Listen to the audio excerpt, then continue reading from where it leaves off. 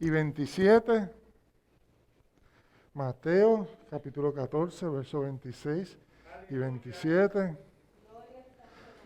Es un pasaje que quizás usted lo ha leído en muchas ocasiones, quizás yo he predicado en otras ocasiones de él.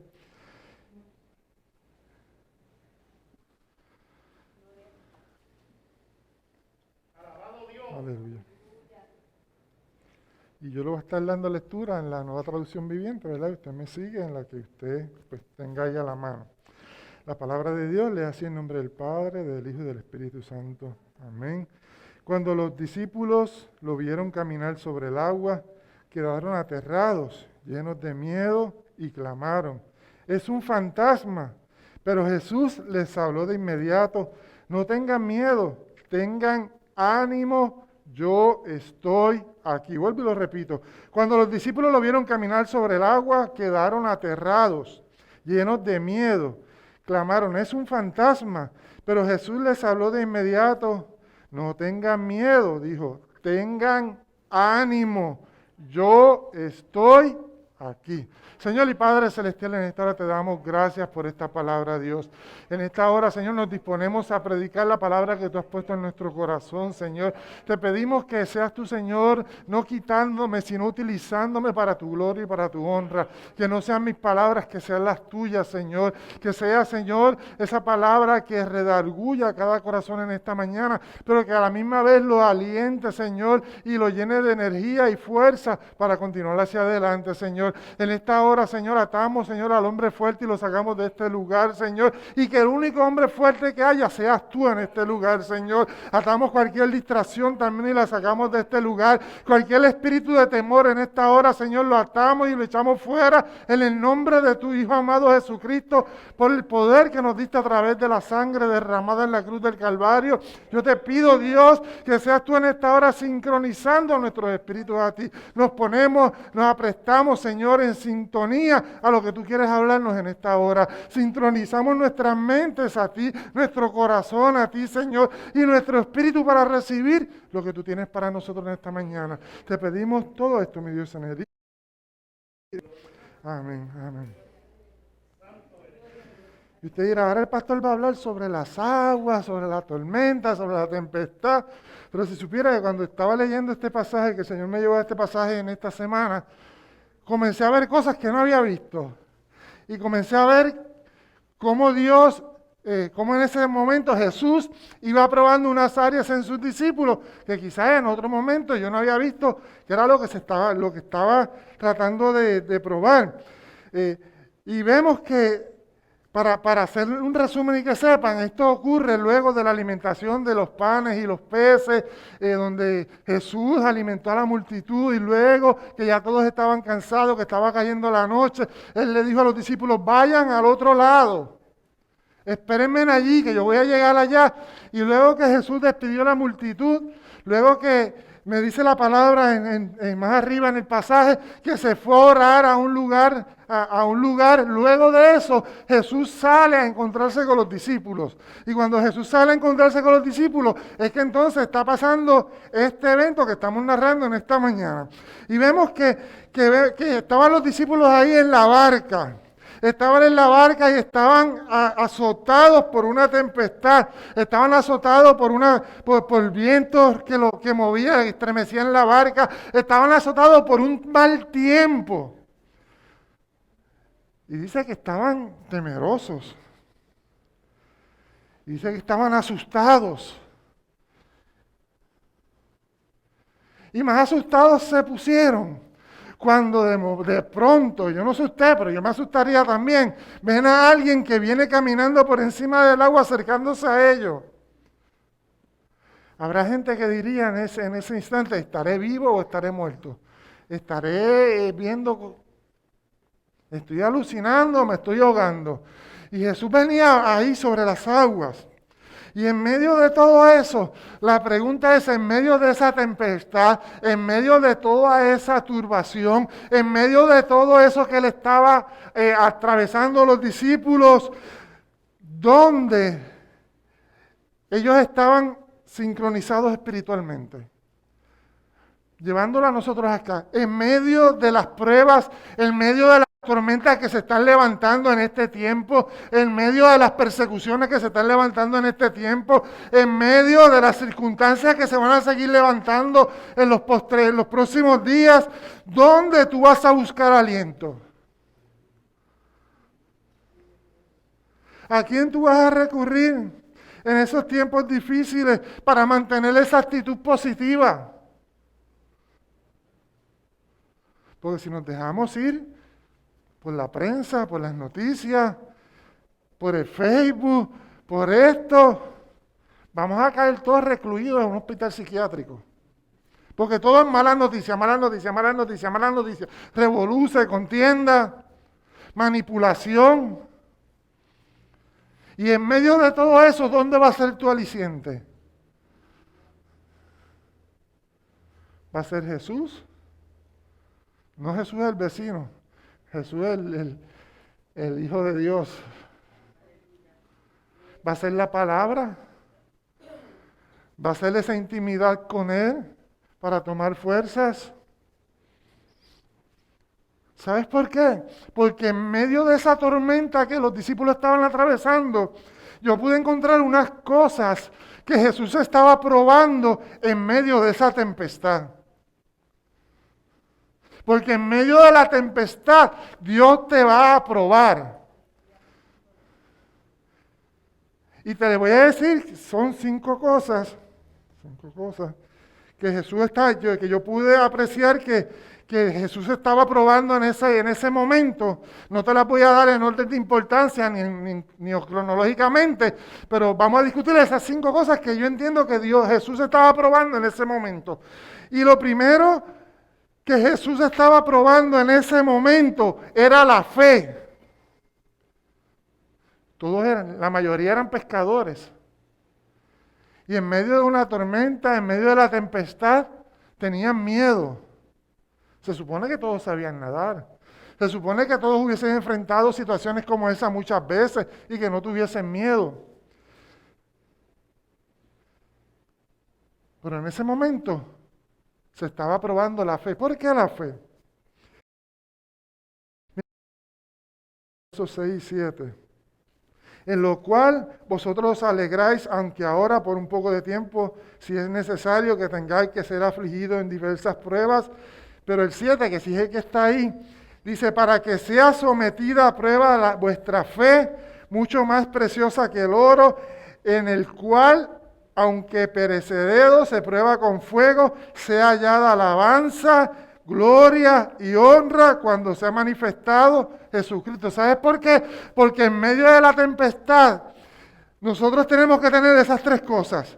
Alabanza, gloria, que es la gloria de darle la gloria a Dios, y honrar al que nos creó. Porque es fácil echarle la culpa a Dios o echarle la culpa al diablo por lo que me pasa. Pero en el momento difícil, en el momento de la prueba, Dios está esperando que tú comiences a adorar, que tú comiences a honrarlo, que tú comiences a exaltarlo. Y si vemos en ese verso 6, el apóstol comienza diciendo algo, aunque no está ahí, pero comienza diciendo algo bien relevante que a mí me llamó la atención, que dice, alegráis. ¿Por qué? Porque en medio de la prueba, en medio de usted dirá, esto está difícil, pastor, es que usted no sabe lo que yo estoy pasando, usted no sabe, es que usted tiene que estar en mis zapatos. Yo no estoy en tus zapatos, pero la Biblia dice que en medio de la prueba yo tengo que alegrarme. ¿Por qué? Porque el gozo del Señor es mi fortaleza. Porque no es que Dios te da gozo, es que Dios es gozo. Y si Dios está en ti, ese gozo tiene que estar en ti.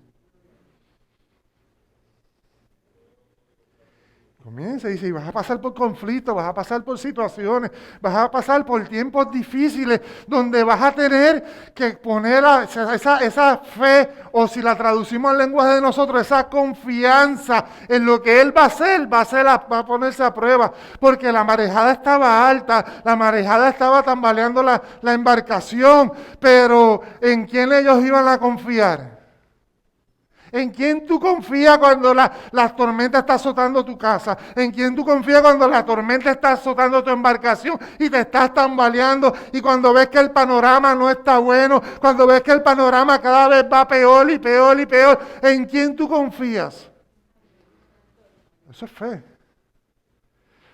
Y en medio de eso, tenemos que nosotros fortalecer nuestra fe. Pedro conocía las circunstancias que atravesaban la gente que le estaba escribiendo. Por lo que le dice, están pasando estas pruebas por un poco de tiempo. ¿Sabes qué? En este tiempo, en el 2021, tu fe se está poniendo a prueba. En el 2021, la gente a propósito, con maldad, está poniendo a prueba tu fe. ¿Y qué tú vas a hacer? Tengo miedo. Me voy a esconder.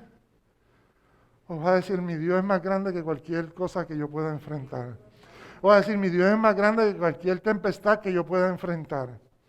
Yo voy a confiar, aunque vea todo que no puedo caminar, aunque vea que la tormenta me está azotando y me está haciendo tambalear, ¿en quién yo voy a confiar? En Dios. Así que no me voy a ahogar, no me voy a ahogar en la tormenta, la embarcación no se va a virar porque Jesús es el que me va a salvar. Porque hay promesas de Dios para ti. Y yo quiero que tú te la grabes aquí.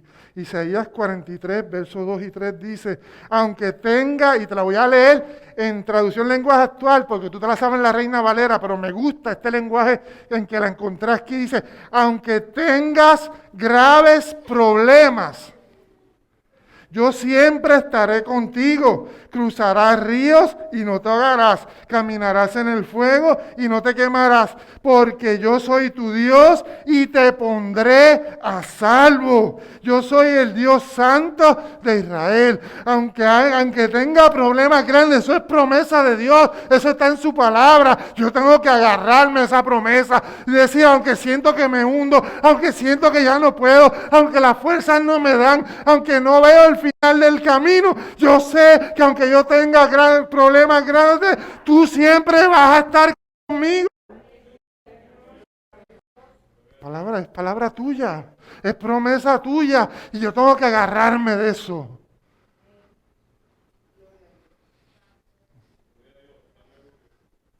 Porque yo quisiera decirte que los tiempos que vienen son mejores.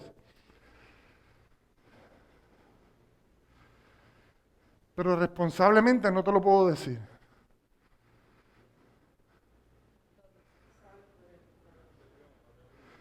¿Sabes por qué? Porque yo no sé lo que tú crees, pero yo sí sé que Cristo viene pronto. Y pronto, y pronto, y pronto, y más antes de lo que la gente piensa. A las puertas, vea las señales, vea lo que está pasando en el mundo. No siga la Comay. Ay, Spotlight. Yo espero que no me tumben la grabación. Espero que no me tumben la grabación porque ahora por todo tumban las grabaciones. Lea la Biblia. Lea noticias internacionales de fuentes fiables para que vea lo que está pasando. Edúquese. No haga que se cumpla lo que dice la palabra de por falta de conocimiento mi pueblo perece. No haga que se cumpla esa palabra. Usted estudie, edúquese para que sepa lo que está pasando. Y si alguien viene, usted pueda debatir con él. Porque son tiempos difíciles. Pero la promesa es que mi Dios va a estar ahí. Y si Dios conmigo, si Dios con nosotros, si Dios con nosotros, es palabra. Yo tengo que hacerla mía, tengo que hacerla viva. Lo otro que yo veo que está pasando cuando está en medio de esa, porque hay gente que dice, no, yo tengo fe, pero la fe se prueba. Pero hay otra cosa que es más difícil que la fe y que tenemos que ser probados en eso también. Lo segundo que yo veo que Él está probando en medio de esa tempestad son las convicciones. Usted dirá, las convicciones, sí.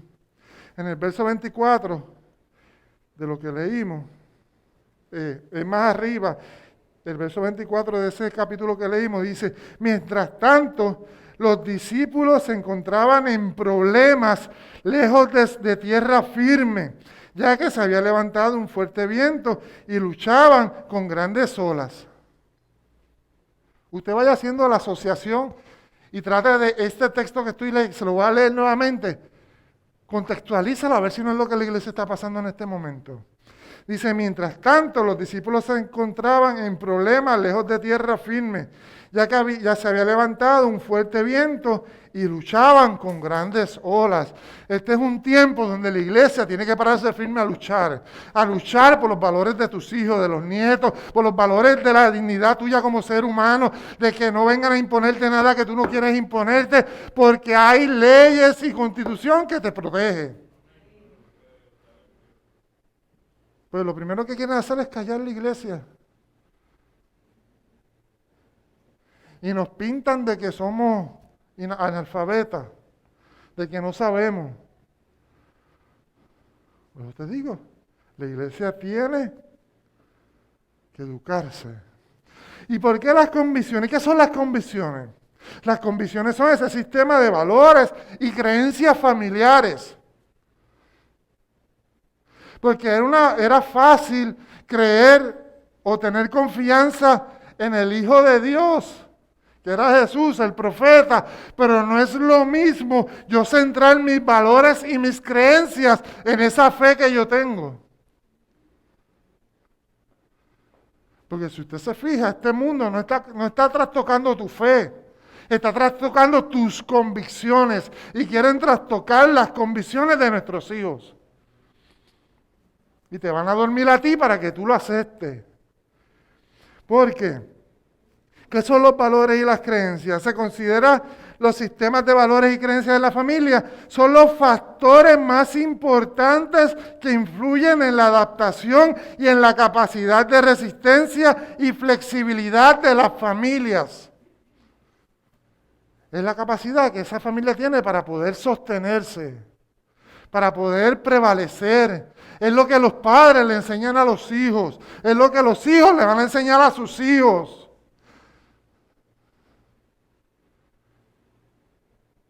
Y eso tenemos que tener mucho cuidado. Esta es la visión que tiene uno sobre el mundo, sobre los valores, sobre las prioridades. Esa visión de mundo consiste en las opiniones que la familia tiene sobre el ambiente social y sobre el ambiente cultural que se quiere trastocar y que ocupa un sitio importante en la vida familiar. Lo estoy actualizando acá, ¿verdad? Pero ahí Jesús lo que estaba probando era realmente si ellos creían realmente, si estaban convencidos, si había comenzado esa transformación en ellos a basar su fe y sus valores en lo que Jesús le había enseñado. Eso es lo que Jesús estaba probando ahí. Pero lo que Jesús está probando en este tiempo es si nosotros podemos permanecer firmes en lo que dice la palabra. Los valores familiares se refieren a los principios y a los fundamentos operativos que la gente dirige sus vidas y organiza sus vidas en familia.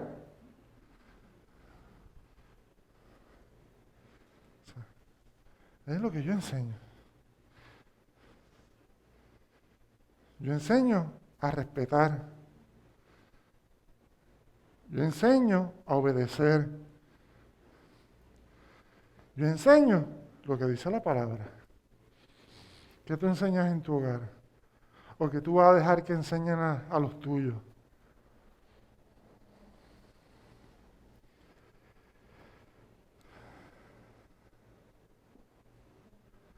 Se trastoca los valores. Pastor, pero dele rapidito, porque eso como que... Sí, pues imagínate una aleluya. Pero te voy a dar un ejemplo bíblico de lo que es el que traten de cambiar tus convicciones, lo que a ti te han enseñado desde pequeño, que traten de cambiar lo que te enseña la palabra. Te voy a llevar al libro de Daniel, capítulo 1, verso del 3 al 4. El verso 3 dice, y dijo el rey a Aspenaz, jefe de sus eunucos, que trajese a los hijos de Israel del linaje real de los príncipes. Y hago énfasis ahí, del linaje real de los príncipes. Y en este tiempo, ¿quiénes son los del linaje real de los príncipes? ¿Tus hijos? Mis hijos. Muchachos que quienes no hubiesen tacha alguna de buen parecer, enseñados en toda sabiduría, sabios en ciencia, de buen entendimiento e idóneos para estar en el palacio del rey, y que se les enseñe las letras y la lengua de los caldeos. ¿Tú sabes cómo se denomina eso? Eso se llama el sistema de adoctrinamiento babilónico. El sistema, y apúntalo bien, grábeselo, el sistema de adoctrinamiento babilónico. ¿Y tú sabes lo que hace el sistema de adoctrinamiento babilónico? Esos muchachos que son buenos, que han sido bien criados, que son inteligentes, que se han mantenido sin mancha y sin arrugas, y los va a tratar de alar. Y hay dos palabras clave ahí. Y dice, finalizando, enséñale letras. ¿Tú sabes lo que quiere decir enséñale letras? Edúcalos con la cultura de Babilonia. Contamínalos con la cultura de Babilonia. Y los van a tratar de educar y los van a tratar de adoctrinar con la cultura de Babilonia.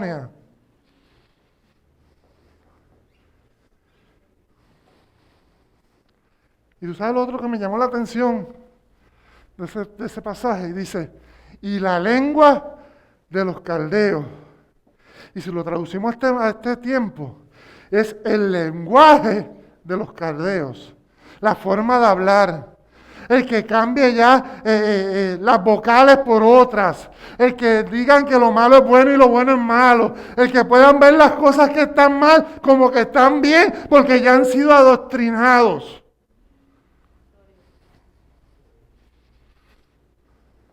Ese es el sistema babilónico, de adoctrinamiento babilónico. ¿Por qué estaban marchando en estos días y por qué se va a marchar el día 14 de agosto?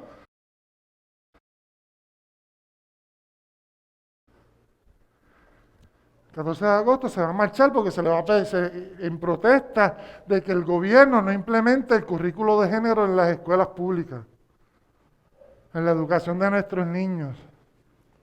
El sistema de adoctrinamiento babilónico. Y si usted tiene la oportunidad, vaya y grite y haga bulla y déjese sentir.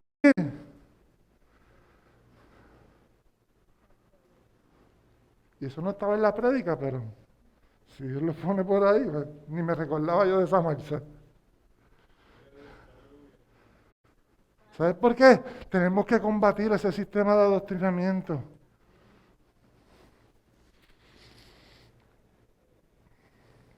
¿Por qué? Porque para cuando somos probados en nuestras convicciones, es difícil mantenernos. Y vamos a tener que batallar. Pero mira el ejemplo de Daniel. Daniel 1.8 dice, pero Daniel propuso no contaminarse, aunque aquí habla de la comida, ¿verdad? Comiendo la comida y el vino que el rey daba, por lo tanto, pidió permiso al jefe del personal para comer otras cosas. O sea, tú tienes que proponer no contaminarte y tú tienes que procurar que la comida que llegue sea la comida de Dios.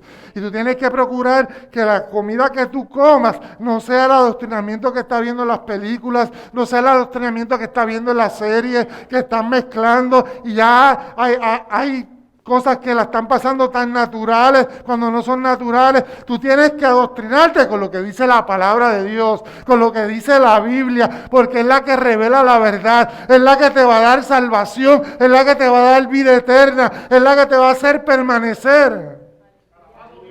Y te va a dar las fuerzas para poder vencer. Tienes que proponerte.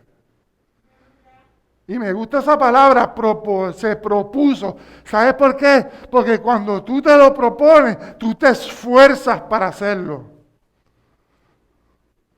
No dice decidió. Porque en Año Nuevo todos decidimos hacer resoluciones, ¿verdad? ¿Y cuántos las terminamos? Pero la palabra ahí dice, se propuso, tienes que proponerte, no contaminarte. Y mira más allá, a donde va este adoctrinamiento babilónico. Dice Daniel capítulo 6, verso 10, dice, cuando Daniel supo que el edicto había sido firmado, entró a su casa y abiertas las ventanas de su recámara que andaban hacia Jerusalén, se arrodillaba 3 veces al día y oraba y daba gracias a Dios delante de su Dios, como solía hacer antes. ¿Sabes qué? Porque también van a tratar de trastocar tus valores religiosos. Estamos hablando de aquí que cuando el rey Nabucodonosor había sido engañado y le habían dicho que se levantara una estatua y que se le rindiera honor a él y que toda rodilla se doblara ante él nada más. Y como imponer una nueva religión allí en Babilonia para que fuera solamente se adorara a Nabucodonosor. En medio de eso se estaba creando el precedente de una nueva religión porque había que adorar al rey, pero Daniel propuso no contaminarse y Daniel dijo, yo no voy a trastocar mis valores religiosos y no voy a dejar que nadie los trastoque.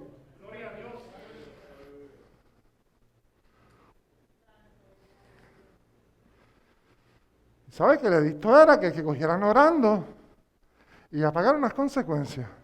¿Por dónde iba? Al foso de los leones, lo iban a matar. Por no seguir el edicto.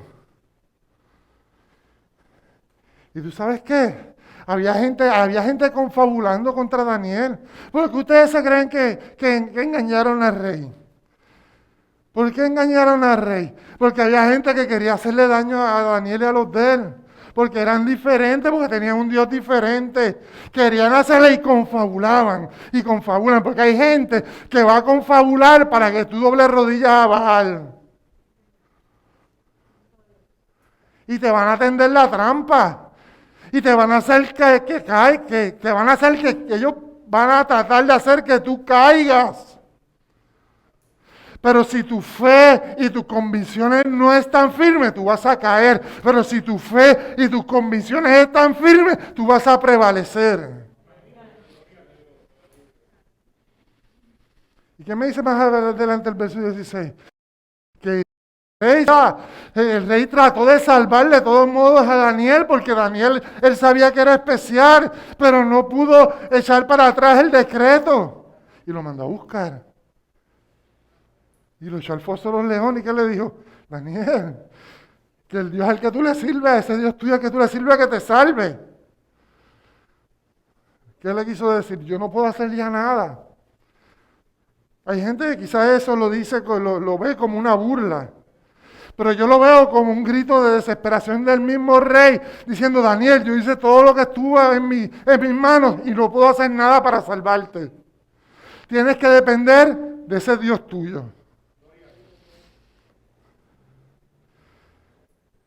¿Y qué me dice la palabra? Que al otro día fue corriendo y que lo vio.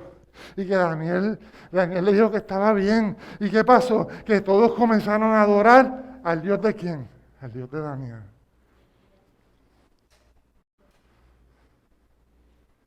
¿A qué Dios adora a la gente que está cerca de ti? Por tu testimonio. No me contestes. Por tu testimonio, por lo que ven que Dios hace contigo. Porque aquí toda una nación comenzó a adorar por el testimonio que dio Daniel de que Dios lo salvó. Porque Dios lo salvó de la boca de los leones. De leones se convirtieron en gatitos. Persas son los pelús. Persas son los pelús.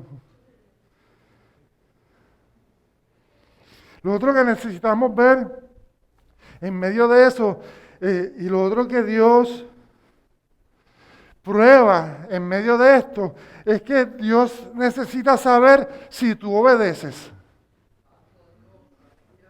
Porque, ¿qué les dijo Jesús? Súbanse en la barca y vayan al otro lado. Jesús necesita saber que nosotros estamos donde Él nos ha colocado. Ellos tenían que estar en la barca, porque Jesús los mandó a que se fueran a la barca y cruzaran al otro lado. ¿Dónde Dios te ha mandado a estar a ti? ¿Qué Dios te ha mandado a hacer a ti que tú has hecho o no has hecho? ¿O estás pensando hacer?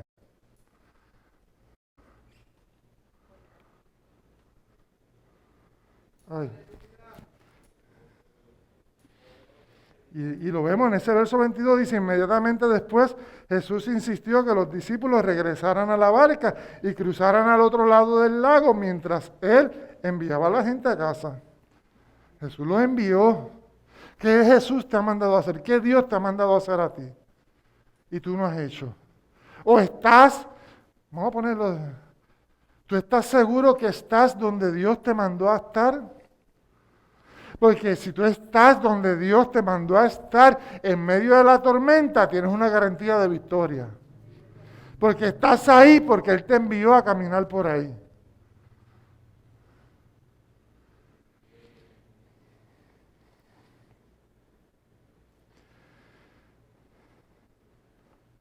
El mejor ejemplo de esto, de tú saber que estás donde estás, lo encontramos en Nehemías. Todos saben lo que pasó, que derrumbaron las puertas de Jerusalén y los muros y las entradas, y Nehemías se compuso, y Nehemías lloró, Nehemías guardó luto, hasta que el rey le dio permiso para que fuera allá y reconstruyera los muros de la ciudad y las puertas de la ciudad. Y en medio de eso, en medio de tu saber, de Nehemías saber que estaba haciendo lo que Dios le había enviado, ¿qué pasó? Aparece porque cuando Dios te manda a hacer algo y tú estás en medio del caminar de Dios, aparece un Tobías y aparece un Sanballat. ¿Qué hizo Tobías y Sanballat? O Sanballat y Tobías, como les suene más lindo a ustedes. Ellos comenzaron a confabularse con otras personas para querer detener lo que Dios estaba queriendo hacer. Ellos hicieron todo lo posible para que la obra se detuviera, para que Nehemías cogiera miedo. Ellos amenazaron a Nehemías, pero como Nehemías sabía que lo que él estaba haciendo no era porque él quería, era porque Dios lo había puesto en ese caminar, Nehemías siguió caminando, continuó caminando y continuó batallando y siguió hasta que logró el objetivo.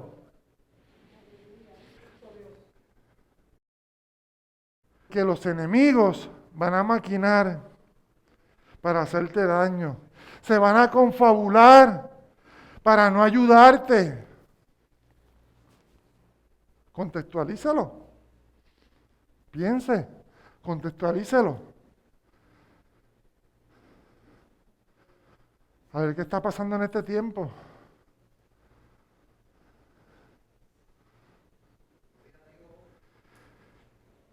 Pero ¿sabes qué? Nehemías se mantuvo. Y me dice la historia que lo que estaban construyendo, tenían con una mano construían y en la otra que tenían la espada para defenderse, ¿verdad? Pero Dios los defendió, ellos no tuvieron que defenderse. Pero ¿sabes qué? Cuando terminaron la obra, porque cuando Dios te envía a hacer algo y cuando la obra es completada en ti y a través de ti, mira lo que pasa. El verso 16 de ese capítulo 6 de Nehemías dice, y cuando lo oyeron, todos nuestros enemigos temieron todas las naciones que estaban a nuestro alrededor y se sintieron humillados y conocieron que por nuestro Dios había sido la obra. Cuando tú completas la obra que Dios te envió a hacer, todo el mundo va a reconocer que fue la fuerza de Dios, que fue la voluntad de Dios, que tú caminaste en obediencia a Dios y que vas a dar ese testimonio de lo que Dios está haciendo a través de ti.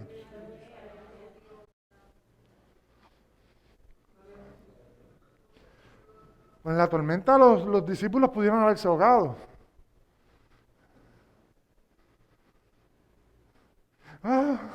Les pudo haber entrado el pánico. Y sabe que el pánico y el miedo es el peor enemigo. Ay, el agua. Y sin querer cae al agua. Y aún sabiendo nadar, se va a ahogar. Porque mucha gente se ahoga, no porque no sepa nadar, es porque el miedo los invade y los paraliza y terminan ahogándose. Porque por naturaleza tú vas a flotar. Y los que son como yo flotamos más. ¿Viste? Hay que buscar una ventaja. Y todos van a reconocer. Lo otro que Dios estaba probando, Jesús estaba probando con los discípulos en medio de esa embarcación que estaba tambaleándose, es que Él estaba probando nuestro compromiso. Él estaba probando el compromiso de ellos, porque ellos pudieron haberse montado a la embarcación y pudieron no haberse montado. Ellos pudieron, empezando la tormenta, a revirar y decir, no, yo no voy a cruzar el payaso, está feo. Pero Jesús estaba probando su compromiso, a ver si ellos le obedecían, a ver si ellos iban a cumplir lo que Él les había pedido. Una vida de éxito requiere compromiso. Tú quieres tener éxito en Dios, tú tienes que tener compromiso con Dios. Tú quieres tener éxito en tu liderazgo, tienes que tener compromiso con tu liderazgo y compromiso con Dios. Tú quieres tener compromiso en la familia, tienes que tener compromiso con la familia y compromiso con Dios. Todo lo que tú emprendas en la vida. Un compromiso que se atesore en lo profundo de nuestros corazones. Y que sabemos que ese compromiso con Dios nos va a llevar a tener cosas mucho mayores allá arriba en los cielos. Porque estamos aquí por un tiempo. Y como se ve esto, se va a cumplir la palabra. Y no le estoy metiendo miedo, porque aquí yo no vengo a meterle miedo a nadie. Yo vengo a que tú te prepares, a percibirte de lo que está pasando. Nuestro Padre Celestial Jesucristo nos ha mostrado con su mejor ejemplo de que nosotros tenemos que trabajar, de que es tan importante ese trabajo en el cielo como cuando Él vino a la tierra, que Él estuvo trabajando todo el tiempo. Dirá, pastor, pero trabajando, sí. Mira lo que me dice Juan capítulo 5, verso 17. Jesús le respondió, mi Padre hasta ahora trabaja y yo trabajo.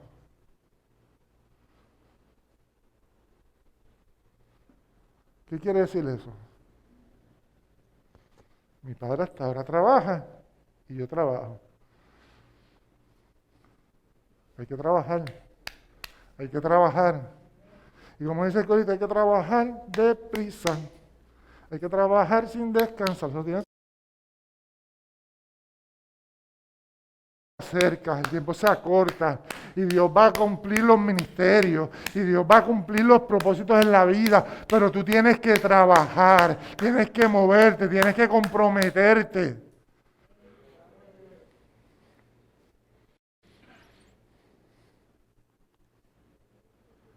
Hay que trabajar.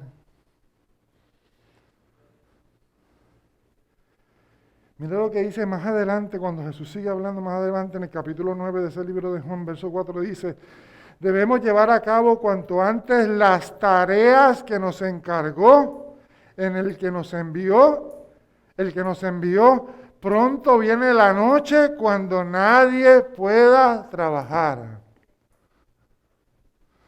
Tenemos que hacer las tareas, hay que trabajar. Hay que hablarle a la gente, hay que hacerse solidario con la gente, hay que enseñar a la gente que hay un Dios que está vivo, un Dios que es real, un Dios que está con nosotros en medio de las dificultades. Tenemos que trabajar, tenemos que trabajar. Si algo ha hecho esta pandemia es que nos ha puesto cómodos en nuestras casas, que se nos hace difícil salir. ¿Por qué? Porque hemos estado tan acostumbrados a estar en las casas, y todo tan cómodo que se nos olvida que hay una tarea que tenemos que hacer. Pero pastor, me está mandando para la calle. No, a través del teléfono tú la puedes hacer. A través de mensajes de texto tú la puedes hacer. A través de una llamada, si tú estás orando y Dios te inquieta, tú puedes llamar a alguien y Dios te puede usar.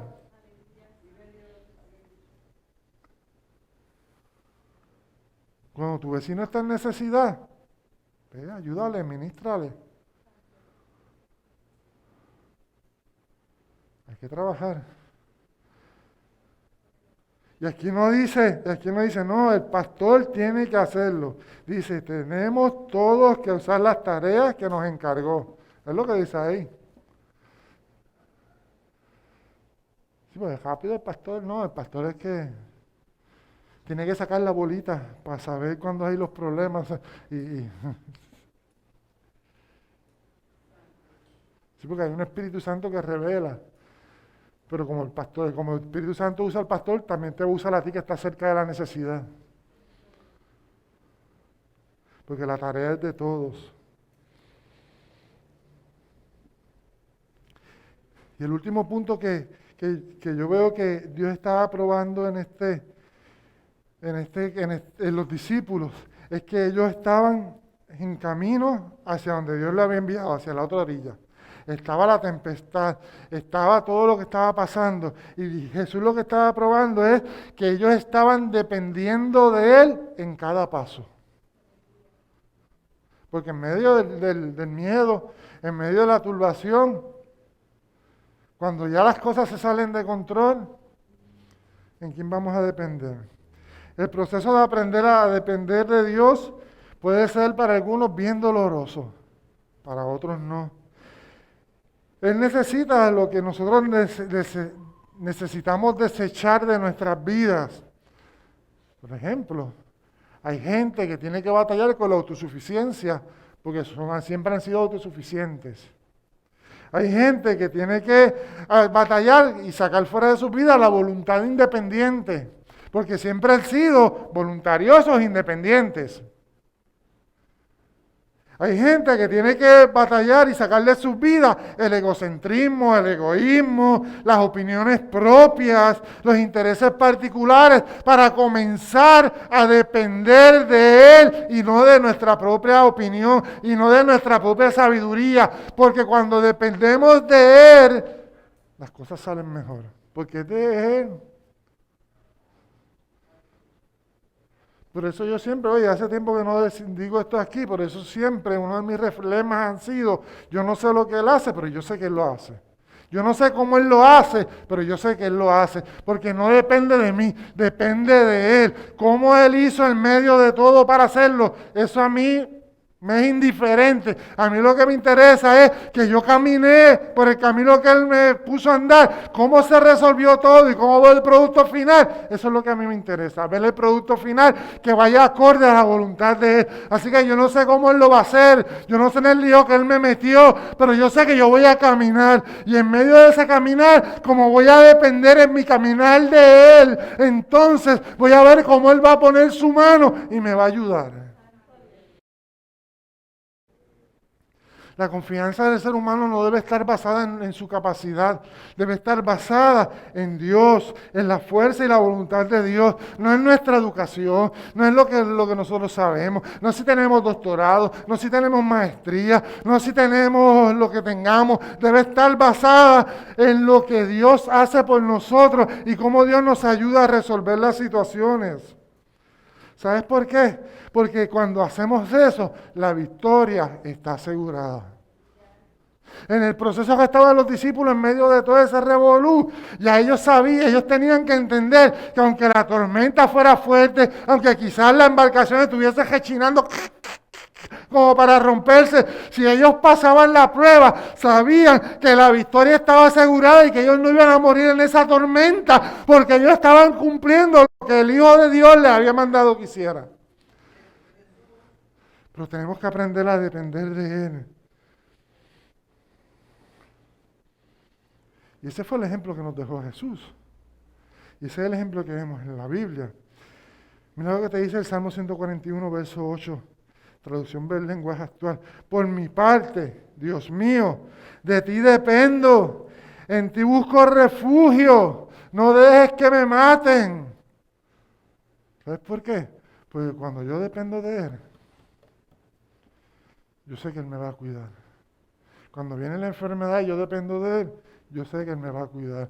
Cuando viene la situación en el trabajo y yo dependo de Él, yo sé que Él me va a cuidar. Cuando yo tengo el problema familiar que ya no sé, que ha agotado todos los recursos, que ya yo no sé qué más hacer, que como voy a usar el refrán que usan más los puertorriqueños, ¿verdad? Aunque no estoy muy de acuerdo con la frase, pero no es mala, ¿verdad? Pero para mí no me gusta. Como cuando ya siento que, como gritan algunos, me estoy volviendo loco o me estoy volviendo loca.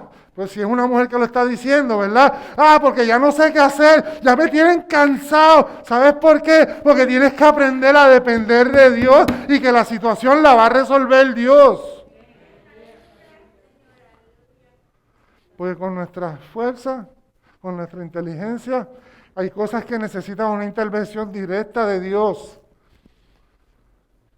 Ahora, si nosotros creemos que todo está perdido, nos colgamos.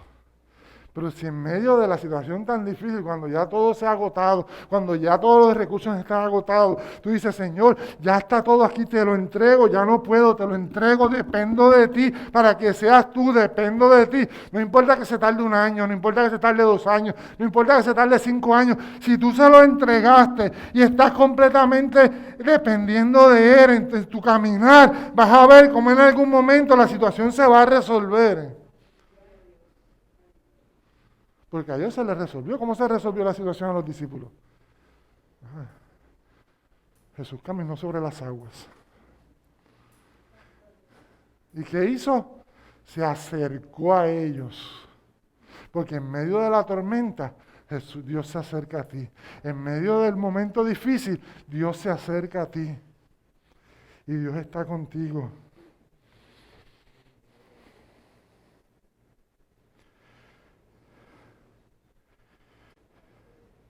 En una ocasión Jesús dijo, no puedo hacer nada por mí mismo. Jesús diciendo, no puedo hacer nada por mí mismo, porque yo no busco hacer mi voluntad, yo busco hacer la voluntad del Padre. ¿Qué voluntad estás buscando hacer tú? ¿La tuya o la del Padre? Porque te voy a decir algo también, y tengo que ser realista. A veces hacer la voluntad del Padre duele, porque duele. Y cuando tú ves cuando Dios comienza a hacer la obra y cómo Dios comienza a renovar, cómo Dios te comienza a usar, caminando y vas haciendo la obra de Él.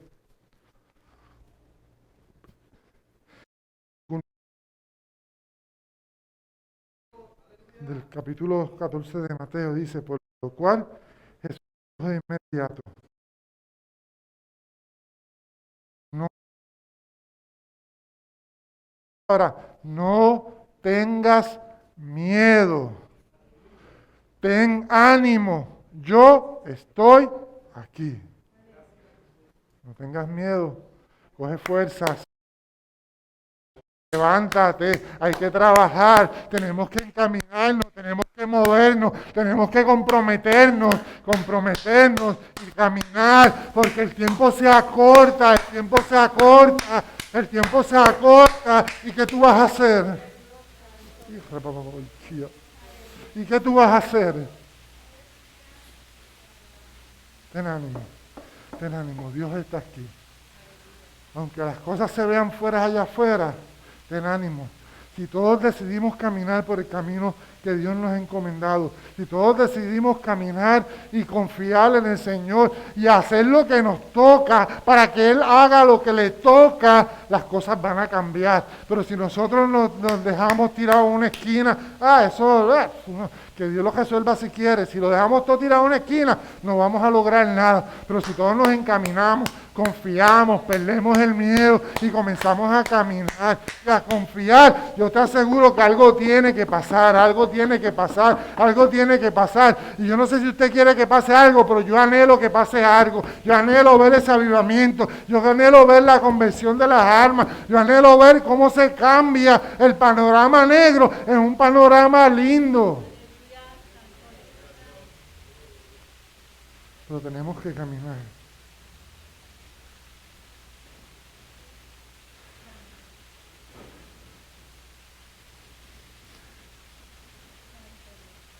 Así que yo te invito a que tú inclines tu rostro en esta mañana.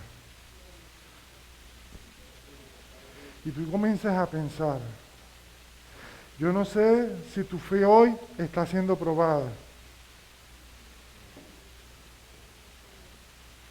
Pero Dios te dice, ten ánimo. Yo no sé si tus convicciones están siendo probadas. Pero Dios te dice en esta hora, ten ánimo, estoy aquí. No sé si estás en el lugar donde Dios quiere que estás. Pero si no, Dios te está diciendo, ten ánimo, camina y encamínate que yo estoy aquí. No sé si estás dependiendo a totalidad de Él, pero Él te dice, Toma fuerzas en mí, comienza a confiar. Si hoy tu fe está siendo probada, Dios te dice, yo estoy aquí. Si hoy tus convicciones están siendo probadas, Dios te está diciendo, yo estoy aquí.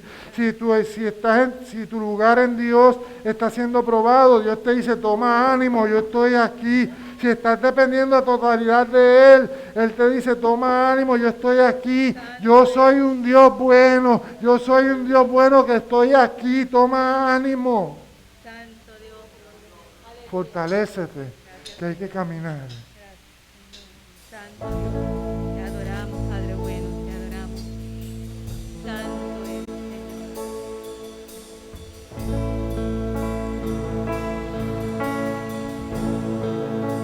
Levanto mis manos, aunque no